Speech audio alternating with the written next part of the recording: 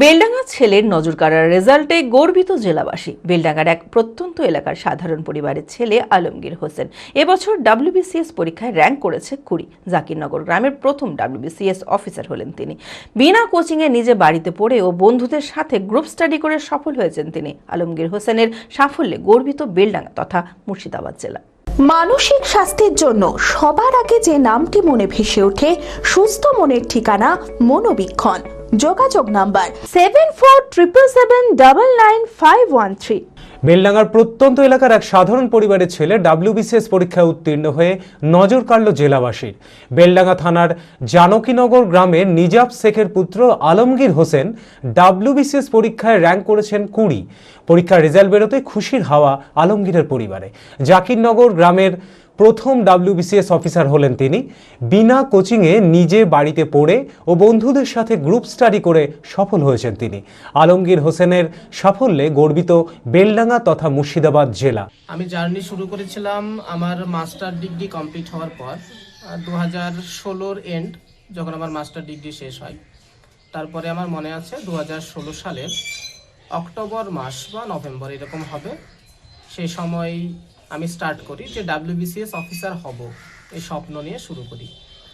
আজ 2026 সালের প্রথম এই দীর্ঘ যাত্রার পর আমি সফল হয়েছি। আমি যখন শুরু করেছিলাম তখন একটু বেশি পড়াশোনা করতে হতো, অনেকগুলো সাবজেক্ট আছে, প্রত্যেকটা সাবজেক্ট কনসেপ্টটা বুঝতে হবে, সেই কারণে প্রথম দিকে বেশ অনেকখানি পড়াশোনা করতে হতো।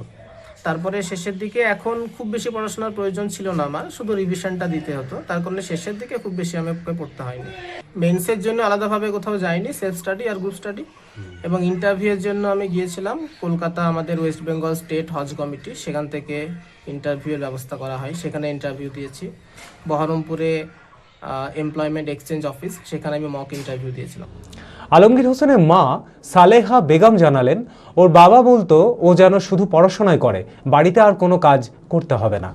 আমি অবশ্যই যাহাই খুশি, ও পড়াশোনা করতো আর বাবা বলতো যে ওকে কোনো কাজকর্ম ওকে কিছু করতে দেবা না, শুধু পড়াশোনাই চালিয়ে যাবি। আর আব্বা তাই বলতো, আর আব্বা কোনো হুকুম করতো না, দোকানে কাজ থাকলেও রাখতো না, পড়াশোনা বাড়িতে করতো। আবার ওই সেন্টারে বেশি পড়াশোনা করতো, খুবই জার্নি করছে, খুব কষ্ট করছে। আলমগীর হোসেনের স্ত্রী নাসিমা খাতুন জানান, বিয়ের আগে থেকে শুরু করে প্রায় 12 বছর পড়াশোনা করার ফল। প্রচুর খুশি, মানে অনেক কষ্টের ফল, প্রায় 10-12 বছরের কষ্টের ফল। মানে আগে আমাদের বিয়ের আগে তো প্রচুর পড়েছে, তখন বলতো যে মোটামুটি সারাদিনে 13 ঘন্টা 14 ঘন্টা পড়াশোনা করতো।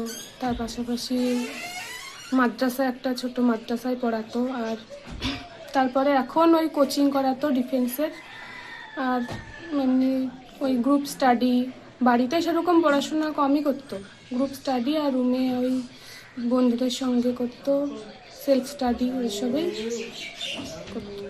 হ্যাঁ, বিশ্বাস ছিল, মানে আমিও পড়াশোনার সঙ্গেই যুক্ত এখনো, মানে আমার আর ওর সঙ্গে তুলনা করে বুঝতাম যে হ্যাঁ ও কতটা মানে বেশি জানে, সেই হিসেবে মানে বিশ্বাস ছিল যে একদিন না একদিন হবেই। প্রথমেই সকলকে নতুন বছরের শুভেচ্ছা জানাই। 2026 এই বছরটি হোক তোমার স্বপ্ন পূরণের বছর। WBCS, SSC, bank, rail, school service কমিশনের মতো পরীক্ষাগুলি অপেক্ষা করে আছে বছর জুড়ে। তাহলে আর দেরি নয়, প্রস্তুতি নাও এখন থেকেই। 2026কে গড়ে তোলো স্বপ্ন পূরণের বছর হিসেবে। WBCS, SSC, ব্যাংক, রেল এবং স্কুল সার্ভিস কমিশন পরীক্ষার জন্য রাইস এডুকেশনে ইতিমধ্যেই ভর্তি শুরু হয়ে গেছে। অভিজ্ঞ ফ্যাকাল্টি, ফোকাস প্রস্তুতি আর result oriented guidance. Rice education, your gateway to success.